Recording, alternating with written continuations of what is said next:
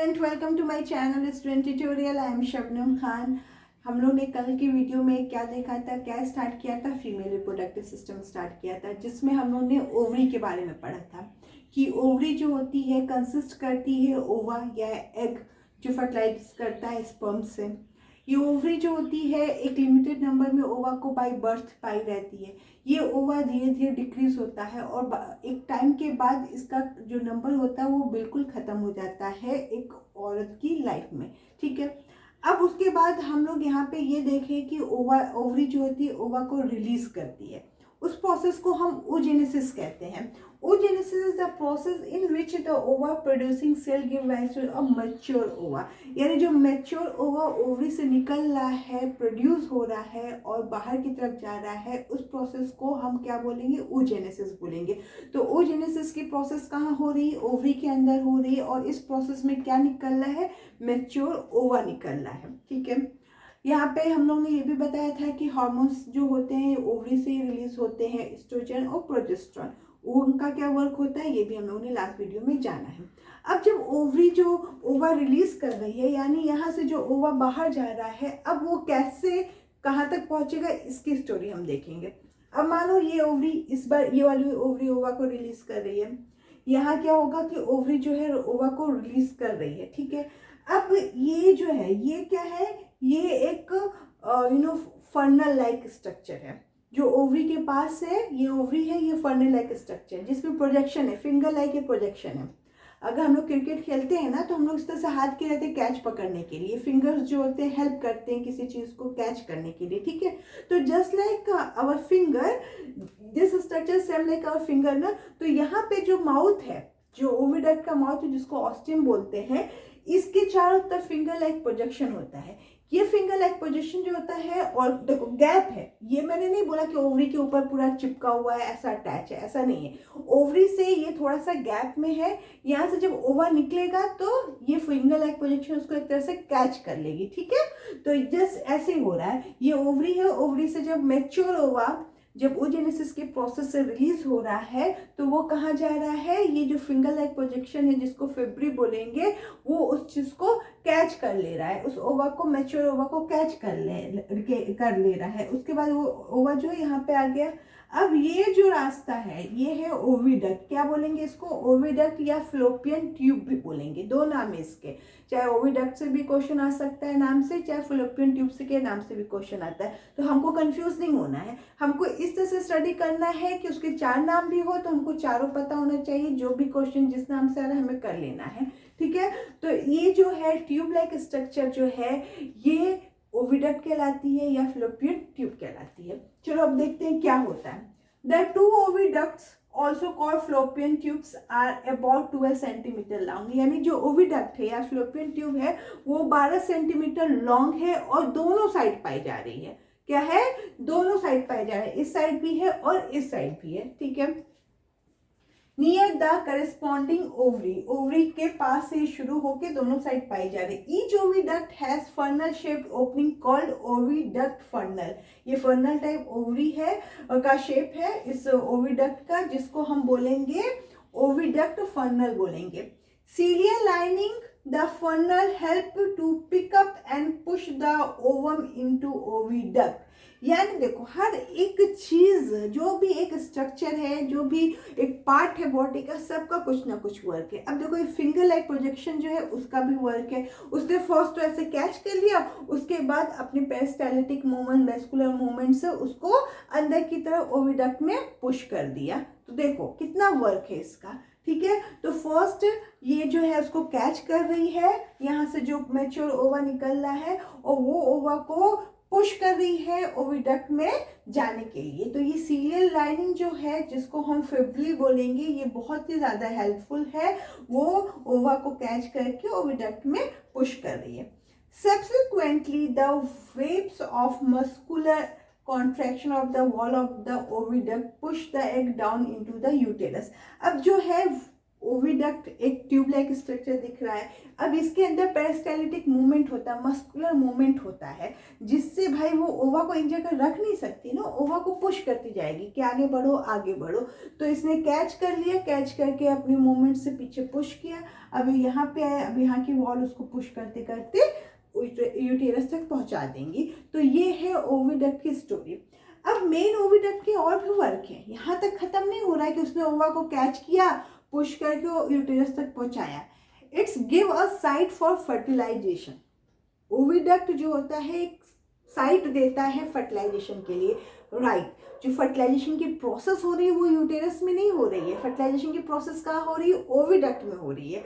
क्या होता है, जब ओवम जो होता है रिलीज होता है तो वो जब स्पर्म, जब फीमेल रिप्रोडक्टिव सिस्टम इजैकुलेट करता है कॉपुलेशन के प्रोसेस के दौरान, जो स्पर्म को रिलीज करता है वो स्पर्म वेजाइना में रिलीज करता है।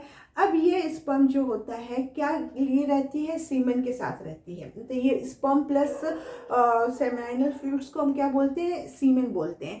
सीमेन जो होता है स्पर्म को न्यूट्रिशन देता है, उसको एक्टिविटी मोटेलिटी देता है, जिससे उसके अंदर मूवमेंट जो होता है वो काफ़ी एक्टिव मूवमेंट होता है। तो उस एक्टिव मूवमेंट से ये यहाँ तक पहुँचती है, पहुँचते पहुँचते जब ओवा यहाँ पे आया रहता है तो ये स्पर्म भी यहाँ पे आ चुका रहता है। और क्या होता है, जब फर्टिलाइजेशन अगर होने वाला रहता है तो यहीं पे फर्टिलाइजेशन होता है, चाहे इस ओविडक्ट की बात करें चाहे यहाँ पे हम इस ओविडक्ट की बात करें। फर्टिलाइजेशन की साइट कहाँ होती है, वो ओविडक्ट होती है, क्योंकि स्पर्म जो होता है ट्रैवलिंग करते करते यहाँ तक पहुँच जाता है ओविडक्ट, और यहाँ से ओवम आता है, एग आता है फीमेल ओवरी से, और यहाँ से स्पर्म आया हुआ है मेल से, और दोनों का फर्टिलाइजेशन का साइट कहाँ पे हुआ, ओविडक्ट पे हुआ। यहीं पे दोनों जो है फर्टिलाइज कर जाते हैं, ठीक है। तो subsequently the waves of muscular contraction of the wall of the oviduct push the egg down into the uterus। ये तो बात ही कहानी है, ये तो बात ही कहानी है। जब फर्टिलाइजेशन नहीं हुआ तब की कहानी है, अगर फर्टिलाइजेशन हो जाएगा तब भी ये यूटेरस में ही जाएगा, एग वो एम्ब्रियो जो या जायगोट जो बना हुआ रहेगा। बट अगर फर्टिलाइजेशन की बात की जाए तो वो ओविडक्ट में हो रहा है, मगर एग को अगर वो फर्टिलाइज नहीं हुआ या फर्टिलाइज हो गया तो जायगोट जो बना वो दोनों ही फिर से मूव करके यूटेरस में ही जाएंगे, क्योंकि यूटेरस जो होता है वो साइट ऑफ इम्प्लांटेशन होता है, ठीक है। या फिर जो एग मैच्योर जो एग आ रहा है या ओवा आ रहा है वो अगर फर्टिलाइज नहीं हुआ तो वो बॉडी में तो नहीं रह जाएगा ना, उसको भी तो बाहर निकलना ही पड़ेगा, तो वो भी इसी उससे निकल जाएगा, वो पुश करेगी यूटेरस में जाएगा, यूटेरस से बाहर निकल जाएगा। मगर फर्टिलाइज हो भी गया तो कहाँ फर्टिलाइज होगा, ओवा में होगा, और फर्टिलाइज होने के बाद भी वो कहाँ आ जाएगा, यूटेरस में आ जाएगा, और नहीं भी फर्टिलाइज हुआ तब भी वो यूटेरस में ही चला जाएगा। तो ये क्या होता है, मस्कुलर मूवमेंट से, पेरिस्टालिटिक मूवमेंट से एग को ओविडक्ट की मसल्स जो होती है पुश करती रहती है, आगे बढ़ाती रहती है। अगर स्पर्म आया तो फर्टिलाइजेशन का साइट प्रोवाइड करती है यहाँ पे। अगर बाई चांस स्पर्म नहीं आया, फर्टिलाइजेशन नहीं हुआ, तो जो मैच्योर एग है उसको पुश करके यूटेरस में डाल देंगे। अगर फर्टिलाइजेशन हो गया मीन्स जायगोट बन गया तो उसके अंदर डिवीजन शुरू हो गए, एम्ब्रियो बन गया। अब वो एम्ब्रियो को पुश कर देगी यूटेरस में। अब आगे का प्रोसेस भी है, यूटेरस संभालेगा, उसके बाद ओविडक्ट से कोई भी मतलब नहीं है। तो 1 महीने में ओविडक्ट से ओव्यूल यहाँ पे पहुंचा है, ठीक है। फर्टिलाइजेशन हो गया तो ठीक है, नहीं हुआ तो बाहर निकल जाएगा बॉडी से, और फिर दूसरे महीने में, दूसरे मंथ में इस ओवरी से ओवम निकलता है और यहाँ पे फर्टिलाइजेशन की प्रोसेस हो जाती है। तो ओविडक्ट चाहे इस साइड को चाहे इस साइड का हो, इससे कोई मैटर, इससे कोई मतलब नहीं है। ओविडक्ट जो है फर्टिलाइजेशन का साइट देगा जब भी फर्टिलाइजेशन होना है, ठीक है। So also called fertilisation canal, इसको Fallopian tube is site of fertilisation, so called fertilisation canal. या हम फर्टिलाइजेशन कैनाल बोल, भाई कैनाल जैसा स्ट्रक्चर तो हम कैनाल ही बोल देते हैं, या तो हम साइट बोल देंगे, कोई उससे मतलब नहीं कि नाम क्या दे रहे हैं, मगर ये है कि फर्टिलाइजेशन यहाँ पे होता है, ये पता होना चाहिए। कंडक्शन ऑफ ओवा और zygote toward uterus by ciliary action. बात वही है, मैं जो बता रही हूँ, जो पेरिस्टाल्टिक मूवमेंट हो रहा है ये अंडर सिलियरी एक्शन से ओवा बन है तो ओवा ठीक है, अगर जायगोट बन गया तो वो भी ठीक है। दोनों ही कंडीशन में उसको जाना है यूटेरस के पास ही। अब उसके ओविडक्ट का कोई काम नहीं है। तो हमने क्या देखा, ओवरी ने ओवा को रिलीज किया, जो फैब्रिक टाइप की स्ट्रक्चर है, प्रोजेक्शन है, उसने ओवा को पकड़ लिया, उसको पकड़ के आगे की तरफ पुश कर लिया। अब आगे जो उसकी पेरिस्टाल्टिक मूवमेंट से, सिलियरी मूवमेंट से उसको बाहर मतलब और पुश करते करते यहाँ पे लेके आ गई। अगर स्पर्म यहाँ पे इजैकुलेट हो चुका है, उसका मूवमेंट तेजी से है और वो अंदर आ गया, अगर उसको फर्टिलाइज कर दिया तो देन यहीं पे फर्टिलाइजेशन हो जाएगा। अगर स्पर्म नहीं आया, नहीं फर्टिलाइज कर पाया, तो ये ओवम जो है यूटेरस में जाकर बाहर निकल जाएगा। तो अगर फर्टिलाइजेशन हो गया, जायगोट बन गया, तो कुछ सेल डिवीजन वगैरह के बाद वो फिर से यहीं पे आ जाएगा। तो यूटेरस जो होता है, क्योंकि वही मेन काम करना है तो आना तो उसको भाई यूटेरस के पास ही है। तो अभी हमने क्या पढ़ा है, हमने ओविडक्ट पढ़ लिया। अब हम क्या पढ़ेंगे, next structure which is uterus. बहुत इंपॉर्टेंट स्ट्रक्चर है क्योंकि आगे की पूरी स्टोरी वहीं पे होनी है। तो यूटेरस के बाद हम देखें, ओविडक्ट के बाद देखेंगे हम यूटेरस, ठीक है। अब है थर्ड जो पार्ट है फीमेल रिप्रोडक्टिव सिस्टम का, वो है यूटेरस। यूटेरस जो होता है बहुत ही इम्पॉर्टेंट पार्ट है, क्योंकि हम यहाँ पे देखेंगे कि जो ओविडक्ट में फर्टिलाइजेशन हो गया, जब हम फर्टिलाइजेशन हो गया उसकी बात कर रहे हैं, तो जायगोट का फॉर्मेशन हो गया। अब जायगोट का फॉर्मेशन जब यहाँ पे हो गया तो वो एम्ब्रियो में डेवलप होगा और वो एम्ब्रियो आ जाएगा यूटेरस में। अब आगे की सारी कहानी जो यूटेरस में ही होगी, जो प्रोसेस होगा आगे का सब के सब यूटेरस में ही होगा। तो देखते हैं यूटेरस क्या है। The uterus is a hollow inverted pear shaped, जिसका जो डायमीटर और लेंथ होता है 7 सेंटीमीटर इंटू 5 सेंटीमीटर होता है। Muscular organ situated in the pelvic cavity between the urinary bladders and the rectum. तो ये जो होता है जस्ट बीच में होता है, यूरिनरी ब्लडर और रेक्टम के बीच में होता है। ये दोनों ओविडक्ट जो होती हैं, दोनों ओविडक्ट इसमें ओपन होती है। ये एक बैग लाइक हॉलो स्ट्रक्चर होता है, पियर शेप टाइप का स्ट्रक्चर होता है जो पेल्विक एरिया में प्रेजेंट होता है, ठीक है। Its internal lining is highly vascular and glandular and is called endometrium. इसका जो होता है यूटेरस जो होता है वो उसका तीन वॉल से, तीन तरह की लाइनिंग से वो बना होता है, ठीक है। मगर जो फर्स्ट यानी जो इंटरनल और मिडिल जो उसका वॉल होता है वो ज़्यादा इम्पोर्टेंट रखता है, क्योंकि जो इम्प्लांटेशन हो रहा है, जो बच्चा जो एम्ब्रियो स्टेज में वहाँ पे फिटस जो है वो डेवलप हो रहा है, वो इस एंडोमेट्रियम से अटैच हो जाता है, ठीक है। तो ये जो होता है बहुत ग्लैंडुलर होता है, इसमें ग्लैंड्स पाए जाते हैं, बहुत वेस्कुलर होती है। उसके बाद जो सेकेंड यानी मिडिल वाला वॉल होता है, जो लेयर होती है, उसको हम बोलते हैं मायोमेट्रियम। ये बहुत ज़्यादा वेस्कुलर, बहुत ज़्यादा मस्कुलर होती है। इसमें मस्कुलर होने की वजह इसलिए होती है क्योंकि भाई जब बच्चा उसमें डेवलप हो रहा है यूटेरस में, तो उसको स्पेस चाहिए। जब हम लोग सेकेंडरी सेक्सुअल कैरेक्टर पढ़ रहे थे तो उन्होंने देखा था ना कि गर्ल्स का जो पेल्विक्स एरिया होता है, हिप्स एरिया होता है, वो इन कंपेरिजन टू मेन जो होता है ब्रॉड होता है।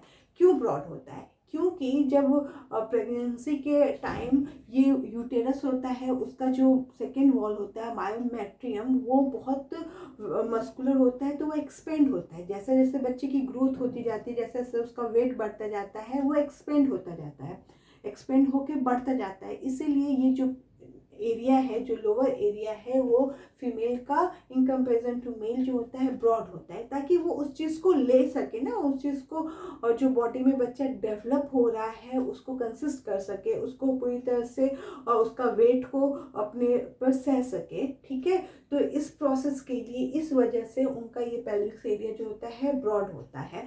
तो क्या होता है, यूटेरस का जो एंडोमेट्रियम वॉल होता है, इनर वॉल होता है, वो बहुत से ग्लैंड्स रिलीज करती है। वहाँ पे एम्ब्रियो आके अटैच होता है एम्ब्रियो का वहाँ पे प्लेसेंटा बनता है, जो अब मदर से अटैच हो जाता है, मदर से खाना पीना जो भी है न्यूट्रिशन वो गेन करता है।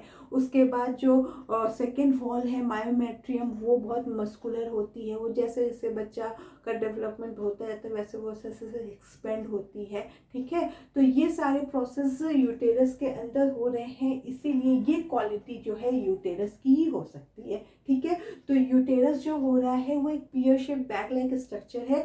आगे का जो एम्ब्रियो यहाँ पे डेवलप हो गया वो यहाँ पे आके अटैच होगा, ठीक है। तो यूटेरस जो होता है it is the seat of implantation, placentation and foetal development, यानी यहाँ पे आके एम्ब्रियो इम्प्लांट किया गया, यहाँ पे उसकी प्लेसेंटेशन हुई, प्लेसेंटा डेवलप हुआ और यहाँ पे फीटल का डेवलपमेंट शुरू हो जाता है, ठीक है। तो पूरी ग्रोथ की स्टोरी जो होती है यहीं पे होती है, ठीक है। अब देखो दोनों ओविडक्ट इसमें ओपन हो गई। अब ये जो है सर्विक्स में ओपन होगा। ये सर्विक्स एरिया जो होती है बहुत ही ज़्यादा सेंसिटिव एरिया होती है, मोस्ट ऑफ द इन्फेक्शन इस एरिया में होता है। और ये जो होती है इस तरह से यूटेरस को बंद करके एक तरह से रखती है, क्योंकि अगर ये ओपन हो गई किसी भी तरह से, क्योंकि जब बच्चे का वेट बढ़ता है, जो ऊम्स होता है, जो यूटेरस होता है वो 4 to 5 kg या ऑलमोस्ट इससे भी ज़्यादा वेट को सह सकता है। उस वेट का जब प्रेशर पड़ता है तो सर्विक्स में भी हो सकता है कि कभी खुल जाए, बट ऐसा नहीं होता है। वो इस चीज़ को पूरी तरह से होल्ड की रहती है बेबी को। तो यूटेरस जो ओपन हो रहा है वो सर्विक्स एरिया में ओपन हो रहा है, जो बहुत ही सेंसिटिव एरिया माना जाता है, क्योंकि मोस्ट ऑफ द इन्फेक्शन यहीं पे कॉज होते हैं। Its muscular wall help in expelling of baby during childbirth। अब जो उसका मस्कुलर वॉल है, क्या होता है जब नॉर्मल बर्थ जब बच्चों की होती है, तो जब बच्चा पेट के अंदर है, यूटेरस में है, अब उसको बाहर निकालना, तो बाहर निकालने के लिए उसको पुश करना पड़ेगा। तो जो वॉल होगी यूटेरस की वो मस्कुलर होगी, पेरिस्टाल्टिक मूवमेंट करेगी, पुश करने का मूवमेंट करेगी, ताकि बच्चा धीरे धीरे पुश करके वो सर्विक्स ओपन होगा, फिर वो बच्चा वेजाइना से बाहर निकलेगा। तो इस सब के लिए क्या होगा कि भाई बॉडी के अंदर वो सारे प्रोसेस करने के लिए डिफरेंट वर्क करने के लिए चीज़ें प्रेजेंट है, तभी तो नॉर्मल बर्थ बच्चों का होता है। तो यहाँ पे यूटेरस जो होता है वो मस्कुलर वॉल होने की वजह से एक्सपेल करेगा, बच्चे को पुश करेगा बाहर की तरफ जब चाइल्ड बर्थ होने वाला होगा। तो देखो कि क्या चीज़ और क्यों इम्पोर्टेंस है फीमेल रिप्रोडक्टिव सिस्टम की, क्योंकि यहाँ पे ही फर्टिलाइजेशन हो रहा है, यहाँ पे ही इम्प्लांटेशन हो रहा है, यहाँ पे ही प्लांसेंटेशन हो रहा है, और यहीं पे चाइल्ड बर्थ हो रहा है। बर्थ जो बच्चा है वो पूरी तरह से 9 मंथ तक रह रहा है। तो पूरी स्टोरी, पूरा प्रोसेस हमारा जो फीमेल रिप्रोडक्टिव सिस्टम है उसी के अंदर हो रहा है।